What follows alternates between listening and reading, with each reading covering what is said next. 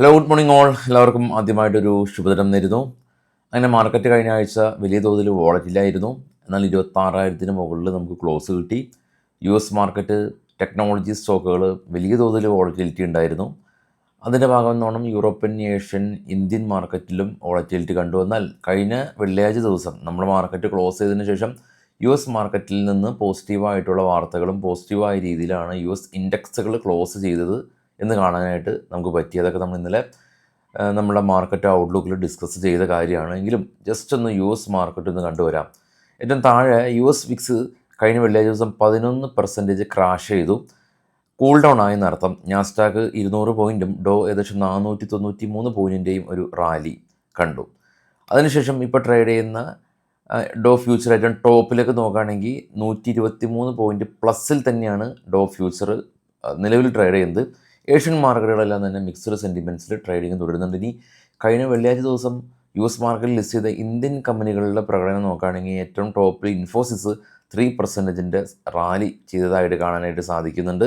അപ്പോൾ ഇന്ത്യൻ കമ്പനീസും മാർക്കറ്റിൽ ലിസ്റ്റ് ചെയ്ത ഇന്ത്യൻ കമ്പനീസിലും ഒരു പ്രശ്നങ്ങളൊന്നും ഇല്ലാതെ തന്നെ ക്ലോസ് ആയിട്ടുണ്ട്. ഇനിയിപ്പോൾ ഗിഫ്റ്റ് നിഫ്റ്റിയുടെ കാര്യം എടുക്കുകയാണെങ്കിൽ വെള്ളിയാഴ്ച 3:30 ക്ലോസ് ചെയ്ത ഗിഫ്റ്റ് നിഫ്റ്റി 26,050 നിന്ന് ഗിഫ്റ്റ് നിഫ്റ്റി ഇപ്പോൾ ട്രേഡ് ചെയ്യുന്ന 26,167 അതായത് ഏകദേശം ഒരു 50 പോയിൻറ്റ് മുതൽ 100 പോയിൻറ്റ് വരെയുള്ള ഗ്യാപ്പ് അപ്പുകൾ നമുക്കിന്ന് എക്സ്പെക്റ്റ് ചെയ്യാനായിട്ട് പറ്റും. അപ്പോൾ ഗിഫ്റ്റ് നിഫ്റ്റിയിലും പ്രശ്നങ്ങളൊന്നും ഇല്ലാത്ത രീതിയിലാണ് മാർക്കറ്റ് വരുന്നത്. ഇനിയിപ്പോൾ ഈ ആഴ്ചയിലെ പ്രധാന ഇവൻറ്റ് നോക്കുകയാണെങ്കിൽ നമുക്ക് എസിൽ നിന്ന് GDP ഡേറ്റ വരുന്നുണ്ട്, ഇന്ത്യയിൽ നിന്ന് GDP ഡേറ്റ വരുന്നുണ്ട്. മാർക്കറ്റ് താങ്ക്സ് ഗിവിംഗ് ഡേ കാരണം 2 ദിവസം അവധിയിലാണ്. ഇപ്പോൾ നമ്മുടെ മാർക്കറ്റിലേക്ക് നോക്കുകയാണെങ്കിൽ PFC പോലുള്ള companies ₹3.65 dividend November 26 record date. അതുപോലെ HDFC AMCയും തൈറോ കെയറും ഈ 2 കമ്പനീസും ബോണസ് ഷെയർ ഇഷ്യൂ ചെയ്യുന്നുണ്ട്. നവംബർ 26 റെക്കോർഡ് ഡേറ്റ് ഉള്ളത്. ഇനി നമുക്ക് കുറച്ച് സ്റ്റോക്കുകളുടെ വാർത്തകളൊക്കെ പോയത് ബൈസൽ റെക്കമെൻഡേഷൻ അല്ല, നമ്മളുടെ ടെലഗ്രാം ചാനലും നമ്മളുടെ ഇൻസ്റ്റഗ്രാമും ഇതിൻ്റെയും ലിങ്ക് ഈ വീഡിയോയുടെ ഫസ്റ്റ് കമൻറ്റിൽ ഞാൻ പിൻ ചെയ്ത് വെച്ചിട്ടുണ്ട്, നിങ്ങൾക്ക് ചെക്ക് ചെയ്യാം. അവിടെ നമ്മൾ ഫിനാൻഷ്യൽ റിലേറ്റഡ് ആയിട്ടുള്ള കോണ്ടൻറ്റുകൾ ഇടുന്നുണ്ട്. നാറ്റ്കോ ഫാർമ സ്റ്റോക്കിൻ്റെ വാർത്തകളിലേക്ക് പോകുമ്പോൾ ബൈസൽ റെക്കമെൻഡേഷൻ അല്ല, നാറ്റ്കോ ഫാർമ കമ്പനിയുടെ പ്ലാന്റിലൊരു ഇൻസ്പെക്ഷൻ നടത്തിയതിന് ശേഷം ഒബ്സർവേഷൻസ് റൈസ് ചെയ്യുന്നുണ്ട് FDA ഡ്രഗ് കൺട്രോൾ അതോറിറ്റി. ഒരു ഫാർമ കമ്പനിയിൽ ഇൻസ്പെക്ഷനും എല്ലാ മാസങ്ങളും ഉണ്ടാവും. അപ്പോൾ ഒബ്സർവേഷൻ ഉണ്ടെങ്കിൽ നെഗറ്റീവും, കൂടാതെ EIR റിപ്പോർട്ട് കിട്ടുകയാണെങ്കിൽ പോസിറ്റീവായിട്ടാണ് പൊതുവെ പറയപ്പെടുന്നത്.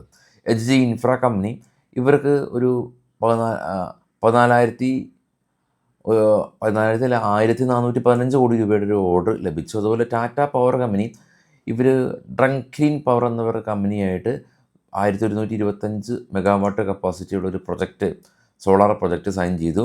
റെമി ടൽബറൈൻസ് കമ്പനി 62 കോടി രൂപയുടെ ഓർഡർ ലഭിച്ചു. RKEC പ്രൊജക്റ്റ് കമ്പനിക്ക് 198 കോടി രൂപയുടെ ഓർഡർ ലഭിച്ചു. RVNLന് 181 കോടി രൂപയുടെ ഒരു റെയിൽവേ പ്രൊജക്റ്റ് ലഭിച്ചു. IKO ടെക് കമ്പനി ഇവരുടെ സെയിൽസ് വോളിയം $1.05 മില്യൺ കരസ്ഥമാക്കി. Santoor manganese and iron company ഇവർക്ക് ഒരു പുതിയ ഒരു മൈനിങ് ഏരിയ ലീസ് കിട്ടി. ടാറ്റ കെമിക്കൽ കമ്പനി 135 കോടി രൂപയാണ് സോഡ ആഷ് എക്സ്പാൻഡ് ചെയ്യാനായിട്ട് മുടക്കാനായിട്ട് കമ്പനി ഉദ്ദേശിക്കുന്നത്. ഇനി അതുപോലെ കമ്പനിയുടെ ന്യൂസ് അടുത്തത് നോക്കട്ടെ. ഓയിൽ ഇന്ത്യ അവർ പുതിയ ഒരു ഓയിൽ എക്സ്പ്ലോറേഷൻ ഏരിയ അവർ ഐഡൻറ്റിഫൈ ചെയ്തു.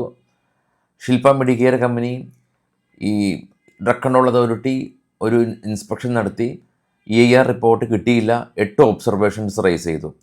NTPC ഗ്രീൻ കമ്പനി 140 മെഗാവാട്ട് കപ്പാസിറ്റിയുള്ള പുതിയ പ്രൊജക്റ്റ് കമ്പനിക്ക് ലഭിച്ചു. RDB infra company enforcement directors ഈ കമ്പനിയുടെ മാനേജിംഗ് ഡയറക്ടറിൻ്റെ വസതിയിൽ ഇൻസ്പെക്ഷൻ നടത്തി. ലുപ്പിനും ഇതുപോലെ US drug control authority inspection നടത്തി. EIR റിപ്പോർട്ട് കിട്ടിയില്ല, ഒബ്സർവേഷൻസ് റൈസ് ചെയ്തു. അപ്പോളോ മൈക്രോ സിസ്റ്റം കമ്പനിക്ക് $1.89 മില്യൺ ഓർഡർ ലഭിച്ചു. ഇൻഡിഗോ അവർ സെൻസെക്സിലേക്ക് വരികയാണ്. അപ്പോൾ Tata motors passenger vehicle replace ചെയ്യും, ഇൻഡിഗോ നേരെ സെൻസെക്സിലേക്ക് വരികയാണ് എന്നുള്ള ന്യൂസാണ് ഇപ്പോൾ നമ്മൾ കളക്ട് ചെയ്തിട്ടുള്ളത്. വൈകിട്ട് നമുക്ക് പോസ്റ്റ് മാർക്കറ്റ് ന്യൂസായിട്ടൊക്കെ എത്താം. Thank you all.